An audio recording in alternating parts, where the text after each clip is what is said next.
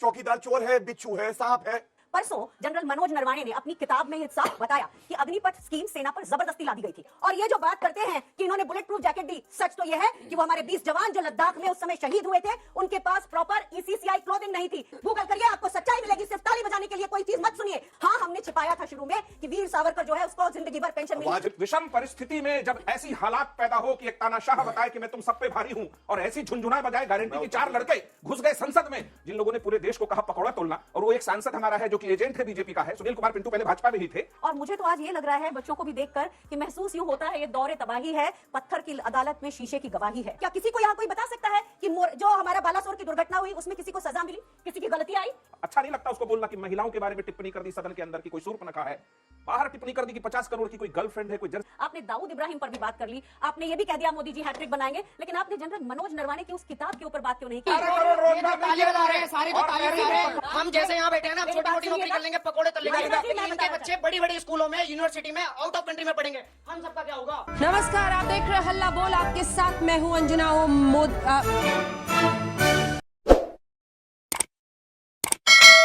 जब PM face की बात होती है कि ऑपोजिशन की तरफ से कौन 2004 याद दिलाया जाता है, जब तब कोई चेहरा नहीं था विपक्ष की तरफ से, लेकिन जो फील गुड था एनडीए का वो बुरी तरह से हारा और फिर विपक्षी पार्टियां एक साथ आई, उन्होंने सरकार बनाई। ऐसा कुछ भी तो हो सकता। आप दूल्हा खोज रहे हैं। तब मोदी जी भी नहीं थे। सबसे बड़ी बात तो यह है, लक्ष्य क्या है इन सारे घमंडियाओं का? लक्ष्य क्या है? घमंडिया कहते हैं मोदी जी की कब्र खुदेगी, चौकीदार चोर है, बिच्छू है, सांप है। इस सज्जन को क्या तकलीफ है भाई? क्या तकलीफ है इनको? मोदी जी का लक्ष्य क्या है? भारत को तीसरी सबसे बड़ी अर्थव्यवस्था बनाना है। भारत का बज रहा है डंका और घमंडिया की लग रही है लंका। यह है फर्क। तीसरी बात, मैं पहले भी आपके चैनल पे आया, मैंने आपको बताया था कैसे मंडे को अखिलेश यादव, ट्यूसडे को राहुल गांधी, वेंसडे ये सब अब एक कैबिनेट भी बना देते हैं। यहां तो नरेंद्र मोदी जी है, हिमालय की चोटी की तरह है हमारे नरेंद्र मोदी जी। और एक बात बहुत गंभीरता से कहूंगा, हमें यकीन है, आपके मंच से कह के जा रहा हूं, हैट्रिक की बात हो रही थी, एक हैट्रिक अभी लगी है छत्तीसगढ़, मध्य प्रदेश, राजस्थान, एक हैट्रिक और लगेगी, नरेंद्र मोदी जी पुनः प्रधानमंत्री बनेंगे, हैट्रिक लगाएंगे। तीसरी बात, एक व्यक्ति 9.5 साल तक बिना छुट्टी लिए, कोविड का संकट आता है तो 220 करोड़ टीके देता है, रात दिन एक कर देता है, जवानों के लिए बुलेट प्रूफ जैकेट देता है, अर्थव्यवस्था सुधार देता है, नौकरी का सोचता है, इंफ्रास्ट्रक्चर बनाता है। और कहीं चूक हो गई ना तो विश्वास उठ जाएगा जनता का, ईमानदारी से वो कहेंगे ये भ्रष्टाचारी अच्छे हैं, ईमानदार क्यों बनना है? ईमानदार हार जाता है। इसलिए भारत की किस्मत का निर्णय आपके हाथों में है। ऐसा बटन दबाना, ये जो झटका अभी लगा है, इस बार ट्रांसफॉर्मर फूक जाए, आगे करंट ही ना आए। कोई सेंस है इस बात की? ये ट्रांसफॉर्मर की बात करें तो समझ में आता है, लेकिन आपस में बात हो, अब तो आपके बगल में खड़े हैं सत्यप्रकाश जी, वो क्या कहते हैं उस बाद में सुनेंगे, लेकिन उनके विधायक अगर मल्लिकार्जुन खड़गे के नाम को ऐसे, फिर कैसे एकजुटता होगी? देखिए, इंडिया गठबंधन साथ आया है और हम लोकतंत्र और संविधान की रक्षा करना चाहते हैं। इसलिए अगर आपने सुना है क्षमा बढ़न को चाहिए, तो जब इकट्ठा होना है तो जो भी बड़ा होगा उसे करना पड़ेगा। लेकिन एक बात मैं कहना चाहती हूँ, यहाँ बहुत तालियां बजी, सस्ती तुकबंदी पे तालियां बजी, लेकिन यहाँ पे कुछ लोग ऐसे भी हैं जो उस जनरेशन के हैं जिससे हम भी आते हैं। तो पहले कभी भी इस तरह सबके सामने भद्दी भाषा नहीं बोली जाती थी। ये क्या फूहड़ शब्द है घमंडिया? अपने विपक्षी को क्या आप इस तरह से बात करेंगे? पहली चीज। दूसरी चीज, जवानों के बुलेट प्रूफ जैकेट की बात करी। परसों जनरल मनोज नरवाणे ने अपनी किताब में ये साफ बताया कि अग्निपथ स्कीम सेना पर जबरदस्ती ला दी गई थी। उन्होंने ये भी कहा कि जब उन्होंने रक्षा मंत्री और प्रधानमंत्री से ये सवाल पूछा कि मैं क्या करूं, तो प्रधानमंत्री और रक्षा मंत्री ने कहा जो आपके समझ में आए वो करो। ये एक ऐसी समय होता है जहां पर पॉलिटिकल विल काम करती है, जहां पर सवाल केवल पहले हमला करने का या बहादुरी का नहीं होता है, वहां राजनीति की बात होती है। आज हमारे देश के ऊपर लद्दाख में मेरी 24 साल वायुसेना में सर्विस रही है, इसलिए मैं ये बड़े अधिकार से बोलती हूं कि आज लद्दाख में जब 2000 किलोमीटर हमारे यहां चीन चल आया है, तो प्रधानमंत्री ने आज तक इस मुद्दे पर चीन के राष्ट्राध्यक्ष से बात नहीं की, इसलिए मैं उन्हें बेहद डरपोक मानती हूं। और दूसरी बात, मुद्दे की राजनीति करना है। यहाँ मुद्दा महंगाई है, बेरोजगारी है। साक्षी मलिक आज हमारे देश की वो पहलवान बेटी, यहाँ बहुत बेटियां बैठी हैं, वो सिर्फ इसलिए कुश्ती लड़ना छोड़ देती है क्योंकि वहां जो ब्रिजभूषण शरण सिंह ने यौन उत्पीड़न उसके साथ किया, तो वहां न्याय नहीं होता और उसी का एक टीम का सदस्य कुश्ती महासंघ का अध्यक्ष बना दिया जाता है। ये पूरे देश की हर एक बेटी के लिए शर्म की बात है। इसलिए मुद्दे की बात होना चाहिए, मनोज नरवाने की बात होना चाहिए। और ये जो बात करते हैं कि इन्होंने बुलेट प्रूफ जैकेट दी, सच तो यह है कि वो हमारे 20 जवान जो लद्दाख में उस समय शहीद हुए थे, उनके पास प्रॉपर ECCI क्लोथिंग नहीं थी, एक्सट्रीम कोल्ड क्लाइमेट की क्लोथिंग नहीं थी, और इसे रीता बहुगुणा जोशी ने खुद कहा है। तो ये बातें सबसे इंपॉर्टेंट होती हैं। लोगों को आप एक समय तक व्हाट्सएप पे ठेल कर, क्योंकि 7.5 घंटे ऐसा एक स्टडी में आया है, एवरेज एक युवा इंस्टाग्राम और फेसबुक पे लगा रहता है, तो उसी पर गलत बातें ठेल कर उनको अगर भ्रमित करते रहेंगे तो ये देश जो एक लोकतंत्र है, इसलिए देश के लोकतंत्र को खतरा होता है इन सब बातों से। गौरव जी छोटा सा इन्होंने सवाल उठाया व्हाट्सएप पे ठेल के। अरे सबकी समझ को अपने नेता की समझ की तरह मत समझो, बहुत समझदार हैं ये, भविष्य बनाते भी हैं, ये भविष्य बनाते भी हैं और बिगाड़ते भी हैं। और एक बात बोलूंगा बड़ी विनम्रता से, इन्होंने बात करी 24 साल वायुसेना में इनका करियर रहा है, सल्यूट है मैडम आपको, आपने देश की सेवा करी है। लेकिन मैं ये पूछना चाहूंगा 9.5-10 साल तक रफेल क्यों नहीं आ पाए, क्यों कमीशन खोरी हो रही थी? और नरेंद्र मोदी जी ने सुनिश्चित किया कि रफेल आए, अपाचे आए, चिनूक आए, S-400 आए, बुलेट प्रूफ जैकेट आए। और इनका गांधी परिवार कहता था बुलेट प्रूफ जैकेट जाए भाड़ में, पहले मेरा VVIP चॉपर दो, राहुल बाबा को जाना है घूमने। गूगल और व्हाट्सएप चेक करिएगा, 1 रैंक 1 पेंशन सपने दिखाए इन्होंने। जो व्यक्ति इनके देखे हुए सपने पूरे कर दे, उस व्यक्ति का नाम नरेंद्र मोदी जी है। 1 रैंक 1 पेंशन लागू करी मोदी जी ने, और इनके समय में सेना के वेटरन जो है वो धरने पे बैठे थे, प्रदर्शन पे बैठे थे। 2014 में 500 करोड़ का बजट छोड़ के गए थे और लागू नहीं करी थी। जिस व्यक्ति ने लागू करी, असंभव को जो संभव कर दे, उस व्यक्ति का नाम नरेंद्र मोदी है। छोटा सा जवाब फिर मैं मुझे ताज्जुब इस बात पे होता है कि OROP की मैं भी बेनिफिशियरी आज तक नहीं हूं, तो ये सरकार झूठ बोल रही है। मैं अपने आप में जीता जागता प्रमाण हूं। दूसरी चीज, मैं महिलाओं के पहले लॉजिस्टिक्स बैच की अधिकारी रही हूं, जो जहाज की खरीद फरोख्त और कॉन्ट्रैक्ट परचेज मैनेजमेंट करता है। कांग्रेस की सरकारों ने देश में 3000 जहाज खरीदे, और राफेल की आखिरी टेंडरिंग भी कांग्रेस की सरकार के समय 2007 में हुई थी। HAL के साथ एक मुद्दा था जिसके कारण ये कॉन्ट्रैक्ट उस समय नहीं हो पाया। 36 जहाज खरीदकर ये लोग देश के लोगों को झूठ बोलते हैं कि हमने सेना को मजबूत बनाया। हमारी वायुसेना विश्व की चौथी सबसे बड़ी वायुसेना 2000 के दशक में रही है। तो एक ये झूठ है, दूसरा OROP का झूठ। मैंने आपको बताया कि मैं खुद उसकी बेनिफिशियरी नहीं हूं।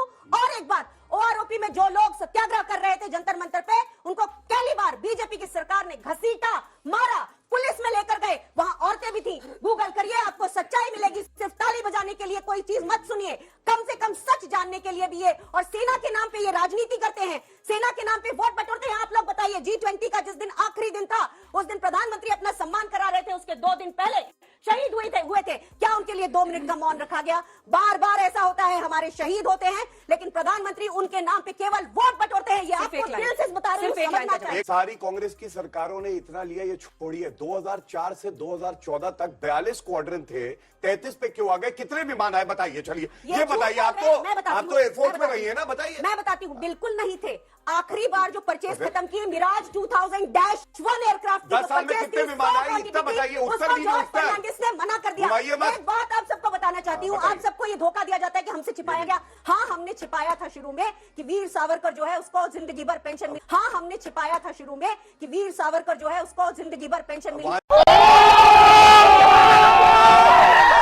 हमने छिपाया था। फाइटर जेट में वीर सावरकर जी आ गए। अरे बहुत गिरा देंगे आप लोग, उड़ जाएंगे। कहाँ वीर सावरकर पे पहुंच गए भैया? वीर सावरकर के पैरों की धूल लगी है। हमेशा कहूंगा मैं, उन्होंने काला पानी की सजा करी है। आपके विधायक ऐसी नाजुक घड़ी पर, अब तो बहुत कम महीने बचे हुए हैं, आपको मोदी से मुकाबला करना है, ऐसी नाजुक घड़ी पर कांग्रेस पार्टी के अध्यक्ष का मजाक क्यों उड़ा रहे हैं? क्यों उनकी छवि को धूमिल कर रहे हैं? ये तो एकजुटता दिखाने का वक्त है ना। क्या वाकई नीतीश बाबू नाराज है कि खड़गे साहब का नाम ले लिया गया ममता बनर्जी द्वारा? देखिए, नीतीश कुमार जी के अथक प्रयासों से 4 बार मीटिंग हो चुकी, एक बड़ा विपक्ष का गठबंधन बना, जिसको इंडिया गठबंधन कहते हैं। इनको घमंडिया लगता है, हम इनको डांडिया कराएंगे, वो बातें बाद। सवाल ये है कि क्या हमारे जो भी नेता हैं 28, उन्होंने इस पर कोई बयान दिया? नहीं। पार्टी का कार्यकर्ता, आम सिपाही, विधायक, उनकी बिल्कुल इच्छा है कि नीतीश कुमार 40 साल से इस देश की राजनीति को सुशासन के साथ सींचते आए, समाजवाद की राह चलते आए, कभी भ्रष्टाचार पे समझौता नहीं किया, और सबसे अनुभवी देश के एक मुख्यमंत्री हैं और एक बड़े नेता हैं, जिसकी मोदी जी भी कई बार तारीफ कर चुके हैं कि नीतीश कुमार ईमानदार है, समाजवादी है। ये ऑन रिकॉर्ड है। तो ये मैं मानता हूं, का दावा ठोक रहे हैं क्या? नहीं, ये मैं मानता हूं कि नीतीश कुमार इस देश, और उन्होंने खुद कहा मुझे कोई पद की दिलचस्पी नहीं है, दिलचस्पी है कि लोकतंत्र की रक्षा हो। एक मुनादी की कविता है धर्मवीर भारती की कि शहर का हर बशर वाकिफ है, देश का हर बशर वाकिफ है कि 10 साल से मुजिर है ये कि चोर को चोर और हत्यारे को हत्यारा और तानाशाह को तानाशाह कहा जाए और असमत लुटती औरतों की इज्जत बचाई जाए। वो सवाल है जब सन्नाटा है पसरा कि 4 लोग घुस गए, प्रधानमंत्री नहीं बोल रहे, गृह मंत्री नहीं बोल रहे और सबको बर्खास्त कर रहे 147 लोगों को। रुक जाइए, काउंटर क्या करिए, खरीदा, मोदी जी ने क्या जब नहीं नीतीश बाबू की खरीदा? प्रशंसा की थी तो एक राइडर दिया था कि वो परिवारवादी नहीं है। बिल्कुल नहीं है। इसमें तो क्या ये- है, आप यही एक मैं कह चीज रही को हूँ, गाइडेड समझिए, दिया था। विषम परिस्थिति में जब ऐसी हालात पैदा हो कि एक तानाशाह बताए कि मैं तुम सब पे भारी हूं और ऐसी झुनझुनाए बजाए गारंटी की 4 लड़के घुस गए संसद में, दंडवत होकर प्रणाम किया संसद को, संसद की सीढ़ियों पे झुकते रहे, लेकिन क्या लोकतंत्र की तमाम आवाजों को नहीं दबाया, विपक्ष की तमाम आवाजों को नहीं कुचला? तो इस तरह के व्यक्ति के खिलाफ यदि 28 पार्टियां खड़ी है, उसका नेता होगा। खड़गे जी एक सम्मानित नेता है, मैं यहां से दोहरा दूं कि खड़गे जी देश के एक बहुत प्रतिष्ठित सम्मानित नेता है और संघर्ष कर वहां तक पहुंचे हैं। 28 पार्टियों के तमाम नेता संघर्ष करके वहां तक पहुंचे। कोई ऐसा व्यक्ति नहीं कि संघर्ष नहीं किया वहां पहुंच गया। आप क्या समझ रहे हैं लालू प्रसाद यादव जी की संघर्ष की यात्रा को? 74 में वो आदमी जेल गया। अरे हम तो उसी नहीं, आप सुनते जाइए। सुनिए ना हाँ, वो जी तो बताइए। कहते थे जब तक समोसे में रहेगा आलू तब तक रहेंगे बिहार में ठीक लालू। है, वो अरे सुनिए आप- पूरा सवाल तो सुनिए। आप ही की पार्टी के लोग कह रहे हैं कि पहले चाय समोसा होता था, अब चाय बिस्कुट हो गया है। जब ट्रांसलेशन की बात आई तो नीतीश बाबू ने कहा कि हिंदी नहीं समझते हैं आप लोग, ये हिंदुस्तान है। मुझे 30 सेकंड ये दीजिएगा। बात देखिए ठीक है कि दोनों नहीं? हिंदी प्रेम नीतीश जी का जगजाहिर है। पहला पॉइंट रहा समोसे चाय, जिन लोगों ने पूरे देश को कहा पकौड़ा तोलना, और वो एक सांसद हमारा है जो कि एजेंट है बीजेपी का है, सुनील कुमार पिंटू, पहले भाजपा में ही थे। तो उस एजेंट का आप अगर कोट कर रहे स्टेटमेंट कि पकौड़ा नहीं मिला, समोसा नहीं मिला, तो मैं यही कहूंगा कि जो देश का प्रधानमंत्री पूरे देश के युवाओं को कहता कि जाओ पकौड़े तोलो, एमबीए करने वाला जले पकौड़े तोलने, तो हो गया देश का सर्वनाश। आप समझिए, सेना की बात कर रहे थे। पहली बार एक ऐसी नीति आई कि युवा में रिटायर हो जाएगा, 4 साल नौकरी करेगा, बाहर आके कहेगा मैं तो रिटायर हूं सेना में। अग्निपथ नाम की योजना ला करके आपने देश पे थोप दिया। आपने देश की सेना को कमजोर करने की कोशिश की है गौरव भाटिया जी। इतिहास आपको माफ नहीं करेगा और देश का युवा बिल्कुल माफ नहीं करेगा। कितने लोगों अब को बार सवाल बार पूछना कह रहे है, कि हाथ उठाइए, अधिकारों पे नहीं ब्रिजमोहन जी बोलो, से एक प्रश्न कर लेते अधिकारों पे पहले। नहीं बोलो, ये नहीं चलेगा। इंडिया अलायंस में इतने टकराव के बाद जनता कैसे विश्वास करेगी कि आपकी सरकार बनने के बाद उसमें कोई अनबन नहीं होगी और वो सरकार आपको चलेगी? कहाँ पर टकराव दिख रही है? टकराव कहाँ पर? आपसे टकराव, आप एक अपना नेता नहीं चुन पा रहे हैं सारे मिलके, उसी में आप इतनी लड़ाइयाँ हो रही है, तो जनता कैसे? मेरा जवाब ये है, आपने बोला कि हमारे बीच में एका नहीं है। लोकतंत्र जो होता है उसमें राजा नहीं होता और आप प्रजा नहीं हैं। आप अलग अलग नागरिक हैं। आपके घर में भी सबके विचार नहीं मिलते।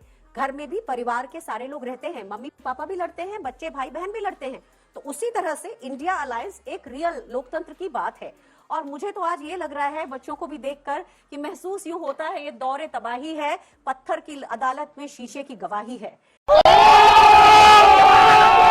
तो मैं ऐसा मानती हूँ कि आप जो सवाल पूछ रहे हैं, एक बार मैं दिल से चाहूंगी कि पढ़िए, इसमें क्योंकि शायर मैं क्या बहुत सी कहना चाह बातें रहा था, आज हम लोग समझ नहीं पाए। बहुत सी बातें मैंने ऐसी कही जो आपको शायर ने क्या वाकई- कहा जी, इस शायरी से शायर ने क्या कहा है?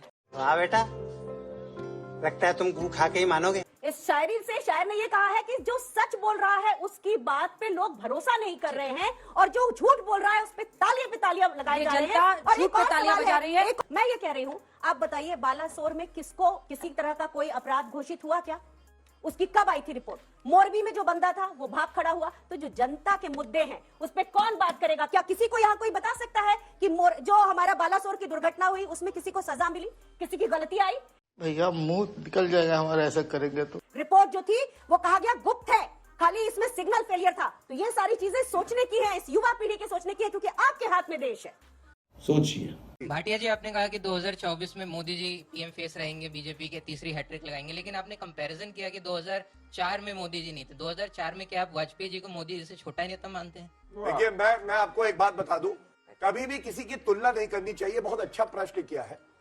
श्रद्धेय अटल बिहारी वाजपेयी जी की बहुत खूबियां थी, लेकिन अगर मुझे इस बात पे गर्व है कि मोदी जी ने कुछ कार्य ऐसे किए हैं जो असंभव माने जाते थे। मैं आपको बताता हूं, अनुच्छेद 370 आजादी के 75 साल बाद कोई छू नहीं पाया, मोदी जी ने करके दिखाया। झूठ, जीएसटी झूठ, अब बाद में बोल मैं सारी बात अच्छा नहीं बोलूं। लगता ना। आप लिखिए, पढ़िए लिखिए, राहुल गांधी थोड़ी ना बनना है आपको भाई। पढ़िए थोड़ी ना, सभ्यता भी पढ़िए। रखिए, थोड़ी मेरे शिष्टता भाई भी और रखिए। मेरे बीच में बात हो रही है थोड़ी बीच शिष्टता, थोड़ी में। सभ्यता। जब 2 बड़े बात करें तो वैसे भी बच्चों वाली पार्टी की प्रवक्ता को बीच में नहीं बोलना चाहिए। मेरा भाई मुझसे एक मिनट, भव्य राम मंदिर बनाएंगे, बना के दिखा। जैसे जैसे बढ़ रहा है पूजन, वैसे वैसे इनके चेहरे की बढ़ रही है सूजन।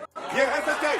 जीएसटी लागू कराया, 1 रैंक 1 पेंशन दी, 80 करोड़ भारतीयों को राशन मिलता है। आप बताइए, क्या ये नहीं कहा जाएगा कि मोदी जी युग पुरुष है, जो पहले कभी नहीं हुआ, वो करके दिखाया। और आगे आप देखिएगा, अगर पीओके भी कोई वापस ला सकता है और डंके की चोट पे कहता हो, तो उस व्यक्ति का नाम नरेंद्र मोदी जी है। छोटा सा जवाब दे दीजिए। नरेंद्र मोदी जी ने सिर्फ गरीबी बेची, सहानुभूति बेची। इंदिरा गांधी ने 71 में कहा था गरीबी हटाओ, गरीबी नहीं हटी। इंदिरा गांधी ने कांग्रेस हट गए। अभी आप लोग एक मिमिक्री पर इतना बवाल किए हुए हैं। अच्छा, गलत है कि सही है बताइए? नरेंद्र मोदी जी गलत है कि सही? जो भी है, लेकिन किसी की नकल करने की क्या जरूरत है? अच्छा, वो उपराष्ट्रपति के लिए कहना, अरे तो वो उस विषय पर बहस की ना हमने। नरेंद्र मोदी जी की कबर खोदना ठीक है, राष्ट्रपति किसने को कहा? राष्ट्रपति बुलाना ठीक है, वो भी गलत चीफ जस्टिस ऑफ इंडिया को सड़क बताना ठीक है, आर्मी चीफ को सड़क का गुंडा कहना ठीक है, इलेक्शन कमीशन ऑफ इंडिया ठीक है। लेकिन हम अगर कह दे गरीबी हटाओ तो हमने कत्ल कर दिया। वाह वाह वाह वाह, क्या जज है, क्या जज है। मजा आ गया। प्रधानमंत्री नरेंद्र मोदी खुद 10 लाख का सूट पहनते हैं, खुद गरीबी बेचते हैं, 10 लाख का सूट पहनते हैं, 50,000 की उन्होंने गॉगल लगाते हैं, 2.5 लाख की घड़ी पहनते हैं। तो ऐसा कर करके प्रधानमंत्री जी क्या करना चाहते हैं? वो लोगों के सामने जो लोगों को कहते हैं, वो जनता को 80 करोड़ लोगों को जिस राशन देने की बात करते हैं, समझिएगा कि उससे पेट तो भरता है, इंसान मरता नहीं, लेकिन क्रांति नहीं कर सकता। जब आपके सरोकार होंगे और आपके पीछे कोई खड़ा नहीं होगा, तब आप समझेंगे इस तरह से। सत्यप्रकाश जी, इंडिया गठबंधन के ही कुछ साथी ऐसा मानते हैं कि प्रधानमंत्री पर निजी हमला करना उल्टा पड़ता है। पीएम के कपड़े पर, उनकी घड़ी और जूते पर नजर रखने के बजाय अगर बेरोजगारी और महंगाई का मुद्दा जो ये बाहर रोज मार्च पढ़ाते हैं देश को कि मीडिया क्यों नहीं इस मुद्दे पर बहस, हम आपको मंच पर बुला रहे हैं, इन मुद्दों पर बोला जाए, बजाय इसके कि जो संसद में शेर लगा है उसका दांत छोटा है, बड़ा है। क्या हम ट्रिवियलाइज कर रहे हैं कई मुद्दों को? मोदी नफरत में क्या एजेंडा खुद विपक्ष कई बार डाइल्यूट कर देता है? मैं जिस पार्टी से आता हूं, जिस संस्कृति से आता हूं, मैं उसमें राजनीति में निजी हमले का समर्थक नहीं हूं। लेकिन इसकी शुरुआत भारतीय जनता पार्टी ने भारत की राजनीति में शुरू की थी। अटल बिहारी वाजपेयी का दौर अलग था, लेकिन जब दौर बदला, जब मोदी जी का दौर आया, तो निजी हमले शुरू हुए विपक्ष के तमाम नेताओं पर।